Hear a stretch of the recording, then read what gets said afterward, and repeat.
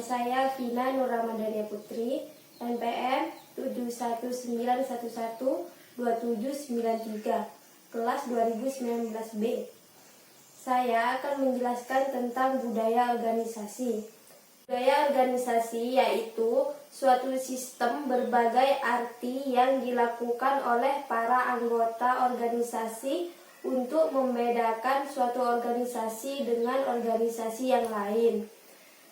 Ada pula pengertian budaya organisasi, misalnya tuntutan yang mengikat para karyawan karena dapat diformulasikan secara formal dalam berbagai peraturan dan ketentuan perusahaan. Beberapa sudut pandang berkaitan dengan budaya menurut Graves tahun 1986. Yang pertama, budaya merupakan produk konteks pasar di tempat organisasi beroperasi, peraturan yang menekan, dan sebagainya. Yang kedua, budaya merupakan produk struktur dan fungsi yang ada dalam organisasi. Misalnya organisasi yang tersentralisasi berbeda dengan organisasi yang terdesentralisasi. Yang ketiga, budaya merupakan produk sikap orang-orang dalam pekerjaan mereka. Berarti produk perjanjian psikologis antara individu dan organisasi. Ada 7 karakteristik budaya organisasi, yaitu sebagai berikut. Yang pertama, inovasi dan keberanian mengambil resiko. Yang kedua, perhatian terhadap detail. Yang ketiga, berorientasi kepada hasil. Keempat, berorientasi kepada manusia. Kelima, berorientasi kepada tim. Keenam, agresif. Dan yang terakhir, stabil.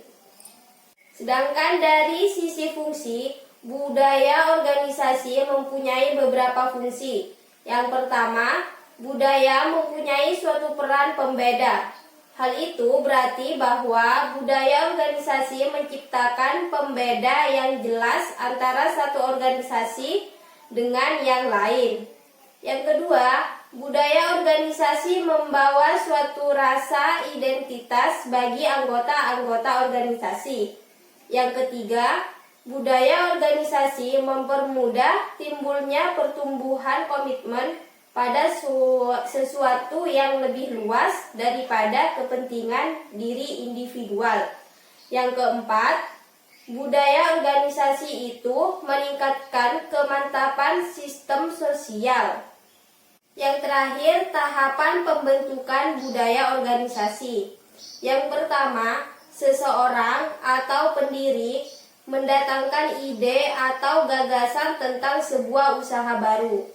Yang kedua, pendiri membawa orang-orang yang merupakan para pemikir dan menciptakan kelompok inti yang mempunyai visi yang sama dengan pendiri.